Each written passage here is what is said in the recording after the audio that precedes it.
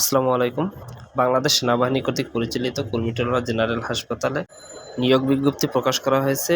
এটি অনেক আগেই প্রকাশ করা হয়েছিল। এটি আবার নতুন করে প্রকাশ করা হয়েছে।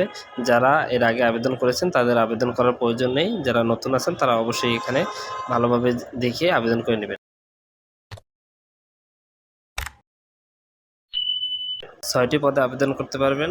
১ নম্বরে রয়েছে কম্পিউটার অপারেটর, ২ নম্বরে রয়েছে ডাটা এন্ট্রি অপারেটর, ৩ নম্বরে রয়েছে অফিস সহকারী কম্পিউটার মুদ্রা অক্ষরিক, ৪ নম্বরে রয়েছে ইনক্রিমেন্ট কেয়ারটেকার, ৫ নম্বরে রয়েছে রিসেপশনিস্ট এবং ৬ নম্বরে রয়েছে অফিস সহায়ক।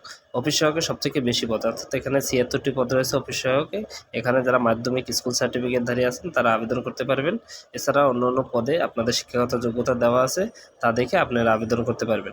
আবেদন লিঙ্ক অবশ্যই কমেন্ট বক্সে এবং ডিসক্রিপশনে দেওয়া আছে, আপনারা দেখে নেবেন। এখানে কিছু শর্তাবলী রয়েছে, আসলে শর্তাবলীগুলো আমরা একটু জেনে নেই। প্রার্থীকে অবশ্যই বাংলাদেশের স্থায়ী নাগরিক হতে হবে। 13/6/2024 তারিখের মধ্যে তার 18 বছর হতে হবে। সর্বোচ্চ বয়সসীমা 30 বছর। যারা মুক্তিযোদ্ধার সন্তান আছেন এবং শারীরিক প্রতিবন্ধী তাদের বয়সসীমা 32 বছরের ধরা হয়েছে। এছাড়া একই পদের জন্য একাধিক আবেদন করতে পারবেন না। সকল জেলার প্রার্থীগণ আবেদন করতে পারবেন।